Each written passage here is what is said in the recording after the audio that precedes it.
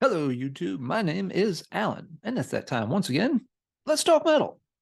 Tonight, we're doing a video on a genre I haven't touched in a while. Been a little out of touch with this genre lately, and that is doom metal. It's been on my list of things to revisit for quite a while.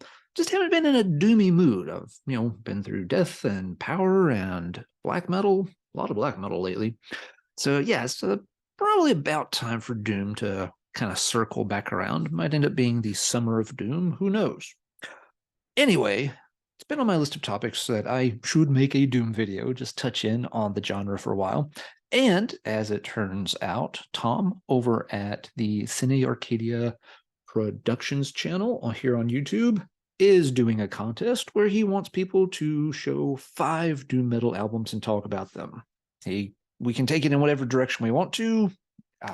It's pretty open-ended in that sense. But yeah, it's a fun contest idea, and the rules are pretty simple. You just make a video, talk about 5 doom records for whatever reason, whatever they have in common or don't have in common that you want to talk about, and then post a comment in Tom's video letting him know that you've uploaded the video somewhere. He doesn't want the link to the video because YouTube does sometimes recognize those as spams when you put them into a comment. And yeah, no, swearing or sex bots or anything like that in the comments either. So pretty straightforward topic, and kind of dovetails nicely since I've been meaning to do a Doom video. This gives me a kick in the butt to get it done. Tom was recently on the Heavy Metallurgy show with me for episode number 100. Tom wanted to discuss the My Dying Bride catalog, which was something else I'd been meaning to revisit for a long time, just never quite got around to it. So it was really fun going back through all of the My Dying Bride albums and getting to discuss those with Tom and Marty. If you haven't checked out that episode, you should definitely do so. My Dying Bride's catalog is surprisingly consistent. I think a lot of people really just get hung up on the first 2 or 3 albums and kind of forget that they've been making pretty quality albums their whole career.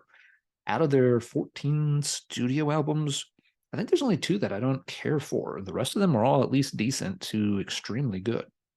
But we're not talking about My Dying Bride tonight. I've got to talk about 5 doom metal albums for Tom's contest entry, and so that is what I shall do.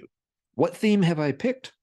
Well, quite simply, I wanted to talk about 5 of the doomiest of the just old school, pure, straightforward doom albums. So, to be very clear, I'm not picking my 5 favorites. That's not what this list is about. And I'm not claiming these are the 5 heaviest or doomiest records on earth. That would be a really just kind of, pointless thing to claim. What sounds extremely heavy to one person can actually sound very dull and boring to somebody else. So I'm not claiming that at all. But what I am sticking to here is just pure, true, old-fashioned doom. So we're not doing any funeral titles. We're not doing any stoner titles. Not doing any death doom kind of stuff, really. None of the fancy, subgenres or sub-subgenres or anything like that. Just, yeah, picking out 5 of, kind of the quote-unquote classics. The one thing they have in common is, I think, for my money, they are just heavy as fuck. These are doom slabs. They are monoliths. They are crushingly heavy. And that is what I'm going to talk about, because that is what I tend to go for in Doom. I like it to be extremely heavy. Don't want it to get to the point of being boring. There's no drone or anything among these. Just pure, good old-fashioned Doom. So, let's start with a pretty obvious one. Number 1 of 5 for this video is Candlemass's Nightfall. Their second full-length album, 1987. Their first with Messiah Marklin on vocals. This album always feels like it should have come out earlier than 1987. I'm always surprised that it's that late in the 80s by the time this comes out. But, that's when it was.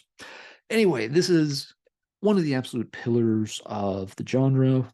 Candlemass, one of the bands that really kind of, helped start to get people into Doom through the 80s. As I've talked about before, and myself, Marty, and others over on Heavy Metallurgy have talked about from time to time, doom metal was not a very popular subgenre in the 1980s. It felt very, Sabbath throwback, I think, at that time. And Sabbath was not popular in the mid and late 80s. Nobody was paying attention to Tony Martin and stuff. That was dinosaur rock. Everybody was into the bright, shiny spandex flying V thing. They were not interested in, bell bottom and mutton chop and giant mustaches on Tony Iommi playing riffs 15 years earlier. That was not cool. But there were a few bands like Candlemass that really did help push this genre forward in the 80s. And this album is just classic. You get 6 tracks, they're all amazing. Side 1 of this is about as perfect as a doom metal album can get. You've got, the opening track after an intro, the Well of Souls with the Messiah Markland, that huge intonation, today I bind unto myself the strong name of the Trinity, and the music just crushes in. And yeah, it just flattens you. It flattens everything. Incredibly heavy, good music, but it always keeps moving. You've got great guitar work and everything in it. Fantastic. Yeah, At the Gallows End, arguably their best song. If not, it's got to be among their top handful of songs ever done. Samaritan is a beautiful track, telling of somebody's good deed, and at the end of their life, it earns them a ticket into heaven. Side 2 is no slouch either. You've got, Darker the Veils of Death, Mourner's Lament, which is, this very sad, kind of pretty song, very emotional. And it closes out, with the very, very heavy Bewitched. If the album has a fault, it's the fact that you got these 4 instrumentals that are kind of sprinkled through the track list. And while they're not bad or distracting, they don't necessarily add anything to the album either. Not really sure why they structured it that way. If they just wanted to break up the songs a little bit. They really didn't do that on other albums, though. Kind of wish they just put, like, maybe 2 other real songs on here and left a lot of these little filler ones off. But yeah, nevertheless, Candlemass' Nightfall, one of the defining albums from the 80s doom scene. Messiah's, vocal style, the cover art paintings, it gave doom a real, dose of class at the time. This feels biblical. It feels, like it's made for and in a cathedral. The building, not the band, that came later. So yeah, absolutely one of the real heavy, crushing albums. Every track's a monster on it. So that's number 1 of 5. Moving on to number 2 of 5. And I want to do these roughly chronologically. Only one I'm going to show on vinyl because for some reason I don't have it on CD, which seems kind of strange. I've had it on CD a couple of times, but apparently I keep getting rid of the CDs and replacing them with vinyl copies. Anyway, it is 1990 for Winter's Into Darkness. This one, now some folks might say this one's starting to border a little bit on Doom Death or something. It's got, different vocal style for sure. It's also got elements of other styles in it. Some folks have described this as, having like a heavy crust influence. I've heard Eric Bauer describe it that way. Crust isn't a scene I'm very familiar with, but it makes sense because this does have a very, very unique sound to it. It is heavy as lead. It's just, flatteningly emotionally heavy. The cover artwork speaks volumes about the music. Just, this gray, black, dark landscape where everything is just very bleak. Describes the music perfectly. The music is not boring, though. It's heavy, but it's always moving. It's very deep and guttural, but not necessarily cavernous. It's even got, weird sounds and stuff, little touches, of psych kind of things mixed in and swirled within this background winter storm that's going on. Over the time, this has become, one of the real hallmark classics of the style, which is always kind of funny because when this album came out, nobody cared about it whatsoever. Throughout the early and mid 90s, I would get, mail catalogs from Relapse and copies of, Into Darkness. They were always on the sale page where it was like, pick any CD on this page for $5 or $3.99, whatever it was. And yeah, they just couldn't give copies away. Never found a copy of it in the wild back then, although my local store did get the Eternal Frost EPN, which I snatched up as soon as I saw it on the shelf. But yeah, Winter, it's a absolute crusher, great album, holds up really well. This is not an original press, by the way. This is from around 2010, 2009, 2011, somewhere in there. It's the Southern Lord press that's on white vinyl. Has a nice gatefold, really nice booklet with it. You can see there it's got the white vinyl. Need to replay this particular pressing. I seem to remember it had a little surface noise on it, but I'm not sure if I just played it on an old turntable or Maybe this copy's not in perfect shape. I've got a different vinyl pressing that I need to sit and compare the two sometime, see if one sounds better or the other. But yeah, absolute heavy, heavy album in the doom scene. All right, album number 3 for Tom's video. I wanted to pick something from the 80s by St. Vitus, but I got a little stuck on which one to pick. And then the answer came to me, why not pick the compilation that includes some things from all of them? So maybe cheating just a little bit here, but yeah, I'll take the yellow card if it's thrown at me. Yeah, this is the 1991 collection, Heavier Than Thou by St. Vitus. This was put out on their label SST after they had left the label. So they had already done the V album. No tracks from that album appear on here because it was done through a different label. Now, this compiles a lot of the killer stuff that they had done well on SST Records. And yeah, I was really going back and forth for this particular topic. I was thinking, did I want to feature, Born Too Late? Did I want to feature, the one that came after that with the dragon on the title? I always want to call it Dragon Time, but that's obviously not the name of it. Let's jump over here and Mournful Cries. That's it. For some reason, I always kind of stall on that name. But yeah, with this, you get a lot of both of those, and you even get a few tracks, from the earlier releases that had Scott Riegers on vocals. But yeah, I was very much veering towards featuring Born Too Late because that album, again, for this particular theme of albums that are just crushingly, depressingly heavy, Born Too Late, the title kind of says it all. And this particular collection includes 5 of the 6 songs from that, which is why I ended up going with this instead. Yeah, you've got, Clear Window Pane, Born Too Late, which is just, kind of the band's anthem for isolation, for loners, for people, that are completely, sort of out of touch and ignored by mainstream society. You've got, things like, Dying Inside, Lost Feeling, sorry, Hag. If Candlemass was, sort of, the classy, epic, biblical take on doom metal, Saint Vitus, especially with Wino on vocals, is exactly the opposite. This is nobody is rescuing the beggar here and taking them in and giving them a final meal before they die. No, the dude is just left to twitch in an alley because he's withdrawing because he can't score a shot of heroin because he's homeless and broke and has mental illness and nobody gives a fuck. Yeah, Saint Vitus is it's the grimier, dirtier, fuzzed out, schizoid kind of version of doom metal, and it works incredibly well. Those tracks on Born Too Late, they move ponderously slow, but they're still clear. You can still hear everything that's going on. They're not hiding behind a wall of distortion. They are writing really solid songs. And Wino's just, delivering these tales that are very straightforward. It's one thing I always kind of liked about the band. They were kind of, no bullshit with a lot of those topics. They're not playing some kind of, party thrash, which is like, dude, get drunk and live it up all the time. When Wino and them are singing about, drugs and alcohol and stuff, most of the time they're saying, you let this shit get the best of you and it will fuck you up. Don't do that. Being very matter of fact about how it destroys a lot of lives. So yeah, they're not trying to, glorify the party life of the 1980s or, the, rock superstar bullshit. They're just laying down these, very slow, very heavy, and very depressing tracks. And yeah, you can't avoid it. Other stuff that is on here, you get a few tracks again from Mournful Cries with Shooting Gallery, which is another one that's just, yes, depressingly heavy. Bitter Truth, Dragon Time is a good one too.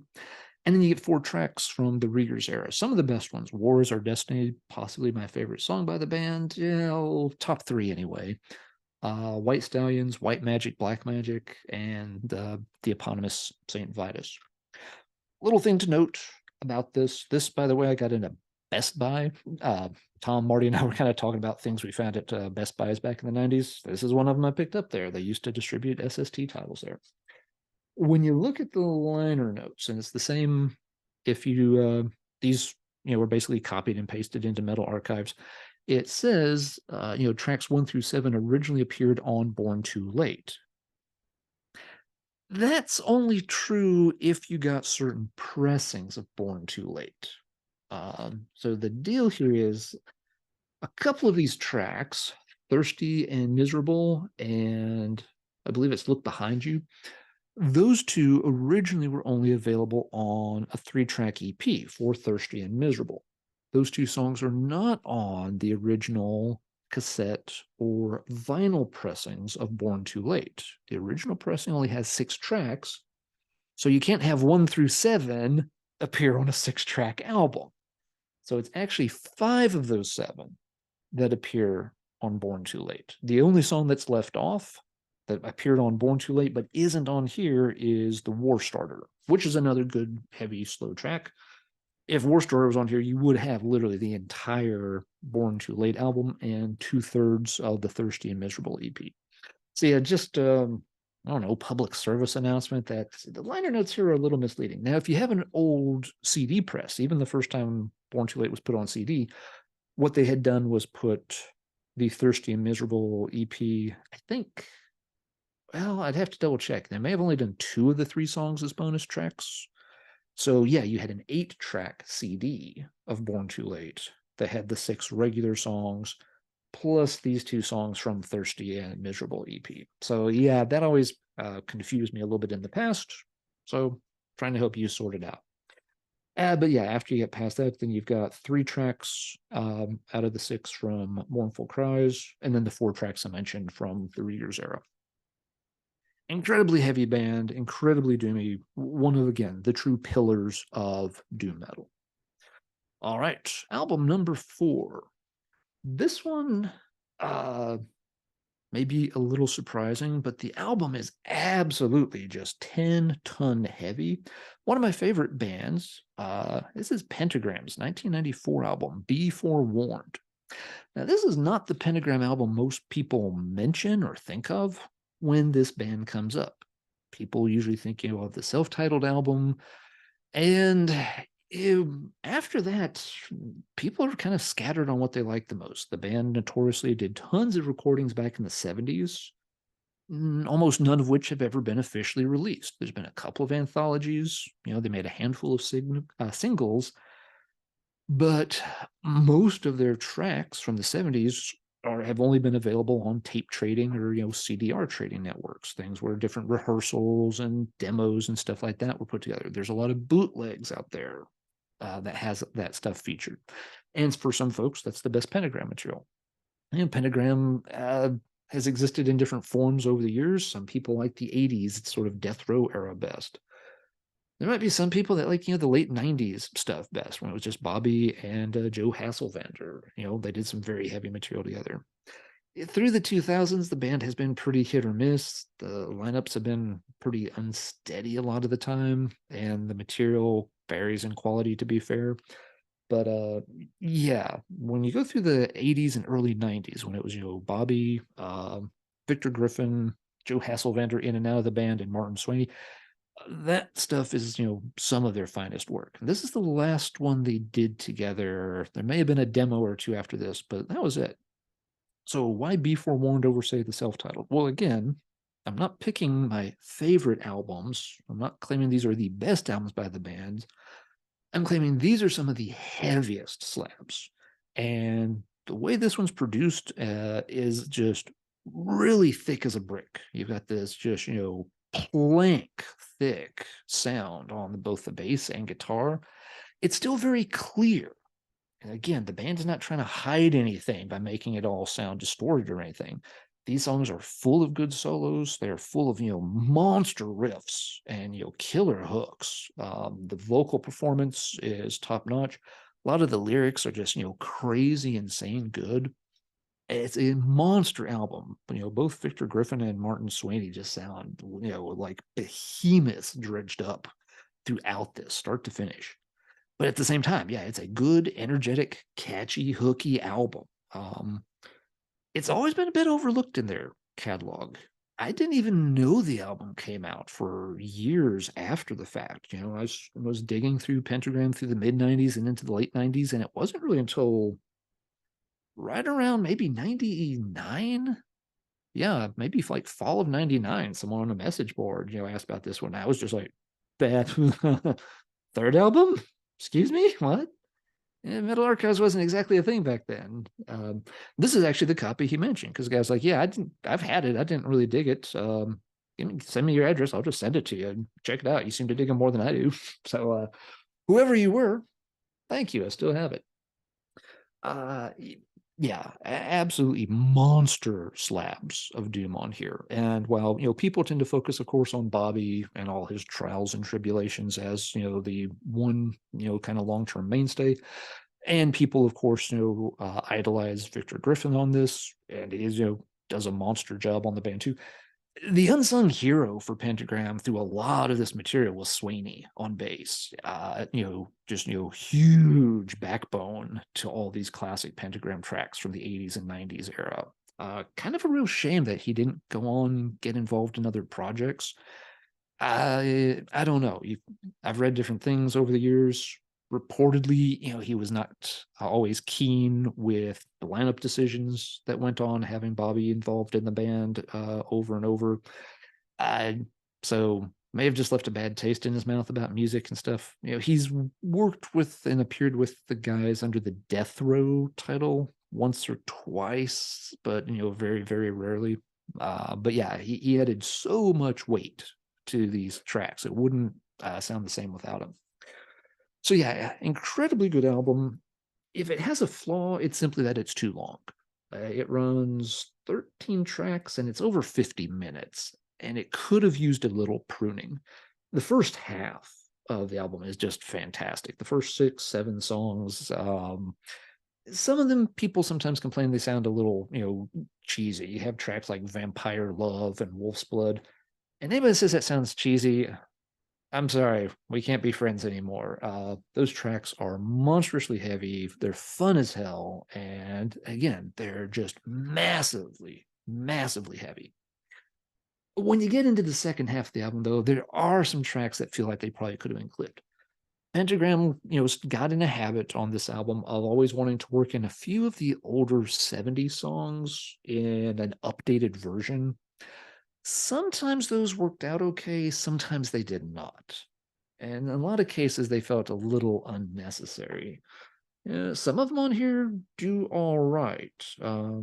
Ask No More is reworked. That's a very old song. Sounds great on here. Their version of Be Forewarned. It's one of their oldest tracks, and it sounds good on here. Some of the others, Bride of Evil, I think, is one of the older ones. It's all right. Nightmare Gown sounds okay here. Some of the older versions probably sounded a little better. If you could have pruned maybe 3 or so songs out of this, got it down around the 45-minute mark, this would probably be one of the most lethal Doom albums start to finish.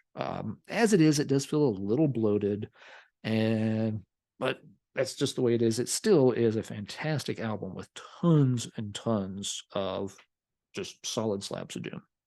I had to pick it as one of the heaviest albums going. All right, fifth and last. This was one of the very first things I thought of for the topic that Tom's using for his contest entry. Big Doom albums, and when I decided I want to pick some of the heaviest things I could think of, this one, it was no contest. This is 2006 Warnings, Watching from a Distance.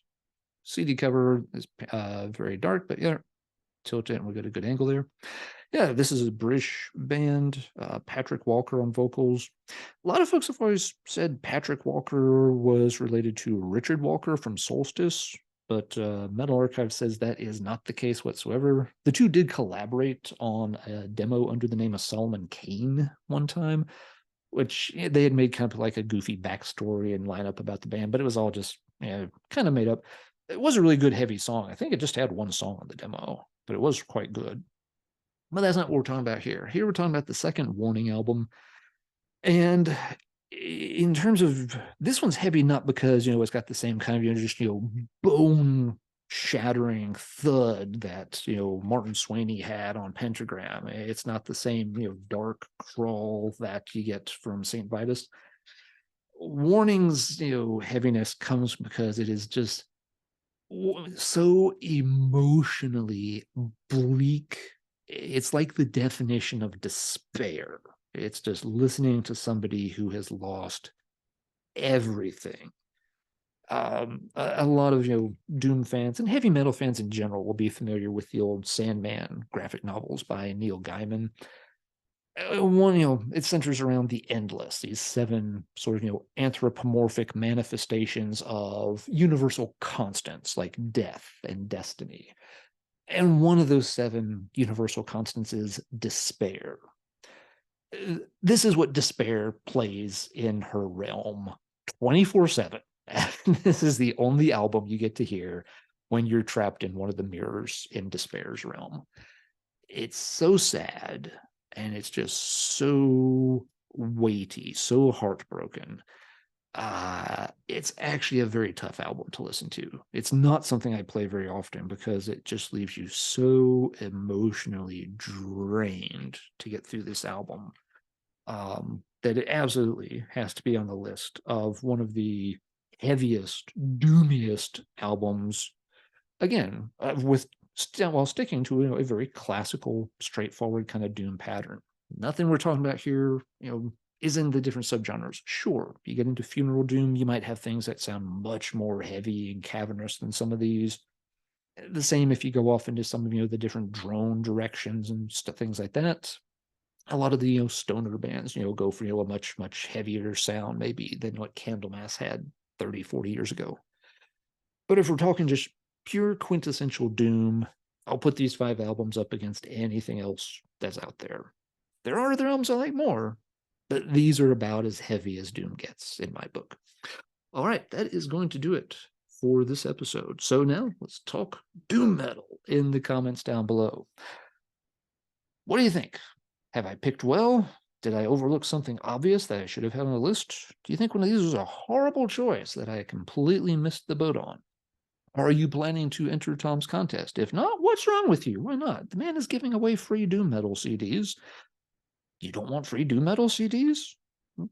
Again, you do have to have a YouTube channel, but all you got to do is make a short video, talk about 5 doom metal albums for whatever reason. You can talk about the first 5 Candlemass albums, talk about 5 Pentagram titles, talk about 5 stoner doom albums. Tom's pretty open-ended on the topics. Let me know if you're entering the contest as well. I'll be interested to check out what other people have done with their videos, what kind of theme or topic, and what they wanted to discuss as well.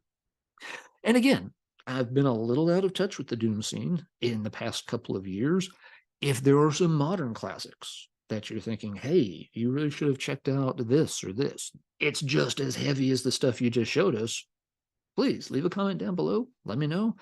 I'll check it out. I'm sensing that it may be time somewhere in the next few months for me to rotate back into doom metal and do some catching up. So point me in the right direction, and we'll see what I can discover. All right. Until next time, everybody, take care. And as always, keep banging your head, even if it's a little slower than usual because you're listening to a lot of doom.